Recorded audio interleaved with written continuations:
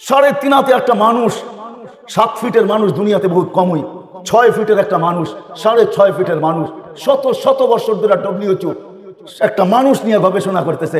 প্রত্যেকটা অঙ্গকে আলাদা আলাদা করে, হার্টকে নিয়ে কেউ গবেষণা, দাঁতকে নিয়ে কেউ গবেষণা, হাড্ডি নিয়ে কেউ গবেষণা, নাক কান গলা নিয়ে কেউ গবেষণা, লিভার নিয়ে কেউ গবেষণা, কিডনি নিয়ে কেউ গবেষণা, পেশাব নিয়ে কেউ গবেষণা, আছে না নাই? রগগুলা নিয়ে গবেষণা। 6 ফিটের একটা মানুষ, কয়েক কোটি ডাক্তার গবেষণা করতেছে। আমাকে বলো না গবেষণায় কোথায় গেলে?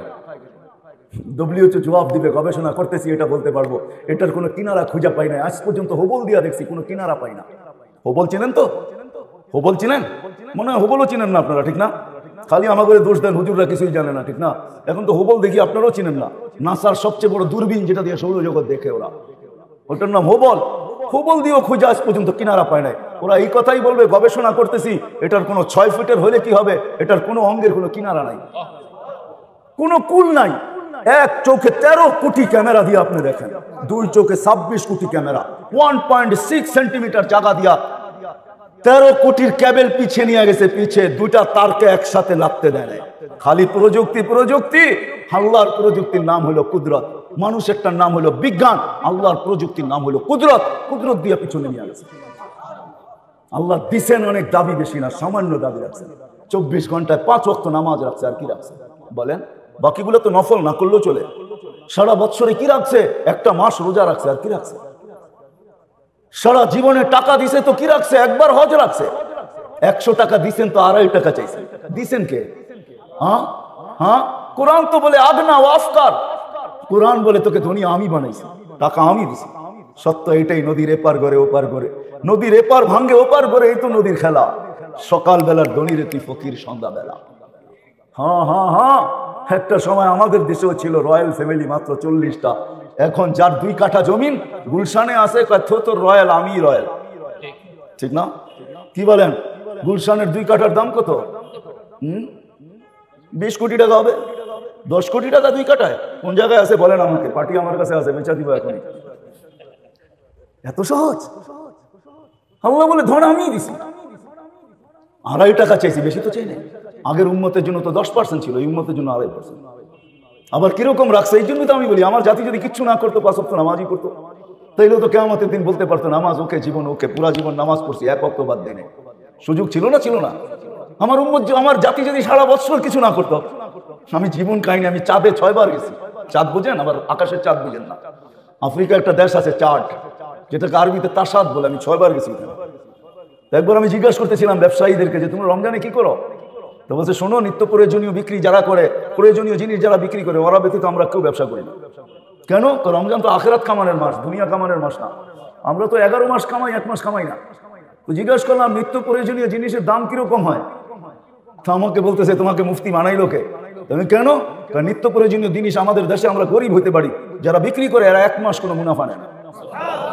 আমি বললাম কেন? কেন তুমি হাদিসে পড়ো না মুআসাত, সহানুভূতির মাস, আমরা গরিব, আল্লাহ ওয়াদা করছে যে সহানুভূতি দেখাবে রমজানে কর্মচারীর সাথে আর মানুষের সাথে, আমার বান্দাদের সাথে, তার জন্য জান্নাত লেখা দিবে। বলছে আমাদের কোনো ব্যবসায়ী যেই দামে কিনা, কস্টিং যতটুকু অতটুকু দাম নাই, কোনো নিত্য প্রয়োজনীয় 1 পয়সা লাভ নেয় না। আমি বললাম যারা কিনে, তো বলতেছে একটা হাসির ব্যাপার আছে, রহস্যের ব্যাপার আছে। আমি বললাম সেটা কি? যারা কিনতে যায় ওরা দোকানদারকে বলে, তুমি তো জান্নাত কামায় নিলা, আমাকে জান্নাত কামানোর সুযোগ দিবে না? তুমি যখন আমার সাথে সহানুভূতি দেখাইলা, তুমি 1 পয়সা লাভ নিলা না, তো আমি এই টাকাটা তোমাকে হাদিয়া দিয়ে সহানুভূতি দেখাইলাম, আমিও জান্নাত পাইতে চাই। আমি যদি মিডিয়ার মাধ্যমে জাতির কানে এটা পৌঁছাইতে পারতাম, সবাই যদি রমজানে অভ্যস্ত হইতো এরকম, 1 মাস যদি আল্লাহকে দিয়া দিত, প্রস্তুতি হয়ে যেত। 1 মাস তো 70 মাস, বৎসর হয় 12 মাসে। তাও যদি না করতো, শেষ 10 দিন যদি আমার পুরা জাতি লাইলাতুল কদরকে ধরার জন্য উৎপাইতা থাকতো, শেষ 10 দিনে লাইলাতুল কদর হবেই হবে, উৎপাইতা থাকতো, তাইলেও তো মারা যাওয়ার পরে আল্লাহকে বলতে পারতো, যদি জিজ্ঞাসা করে 80 বছরের বুড়াকে কতদিন ছিল, 80 বছর, হিসাব রাখেন 1 রাতের দিয়া নেই। আল্লাহ যদি জেলে 1 রাত্র, কেন 1 রাত্রে তো 83 বছর 4 মাস, ছিলাম 80 থেকে 80 বাদ দেন, এটা কিছু নাই দিলেন, তারপরে তো 3 বছর 4 মাসে পাওনা আসি আপনার কাছে, ওইটা দেন, এটুক দিয়ে আমার চলবে, আর বেশি লাগবে না। যুক্তি তো ছিল, কে প্রস্তুতি নিতেছে? বেশি কিন্তু আল্লাহ চায় না। আসেন, কসম খোদার এটাই দুনিয়ায় কার কি পজিশন আল্লাহ দেখবে। প্রস্তুত কে কতটুকু? নারী প্রস্তুত না পুরুষ প্রস্তুত? যুবক প্রস্তুত না বৃদ্ধ প্রস্তুত? যে প্রস্তুতি নিবে, কসম খোদা কোরআনের কথাই সত্য হবে। সালাম কাওলাম মির রব্বির রহিম, রব্বে রহিম সালাম দিবে, এতে কোনো সন্দেহ নাই। ফেরেশতারা গার্ড অফ অনার দিবে। ওয়াসিকাল্লাযীনা তাকাউ রাব্বাহুম ইলাল জান্নাতি যুমারা হাত্তা ইযা জাউহা ওয়া ফুতিহাত আবওয়াবুহা ওয়া ক্বালা লাহুম খাজানাতুহা সালাম। ফেরেশতারা সালাম দিয়ে জান্নাতের গেট পর্যন্ত পৌঁছাবে। শুধু এখানেই শেষ না, কোরআন বলে ইন্নাল্লাযীনা ক্বালু রাব্বুনাল্লাহ সুম্মা ইসতাকামু তাতানাজ্জালু আলাইহিমুল মালায়েকা আল্লা তাখাফু ওয়া লা তাহজানু ওয়া আবশিরু বিল জান্নাতিল্লাতী কুনতুম তুআদুন। সত্য এটাই, প্রস্তুতি যুবক নিল তো মরার সময় দেখবে স্বাগত জানানোর জন্য ফেরেশতারা নাইমা আসতেছে। দেখা হবে না কে কত গরিব, দুনিয়ায় কিচ্ছু নাই, এটা দেখা হবে না। এই জন্য আসেন, আল্লাহর দাবি বেশি না, আল্লাহর দাবি বেশি না। কোরআন এটাই বোঝায়। আল্লাহ বলে আমাকে রাজি করে আসো, আর কিচ্ছু না, শুধু আমাকে রাজি করো। সময় লম্বা হয়ে যাবে, নাহলে আল্লাহকে রাজি করা কোনো কঠিন না, সহজ।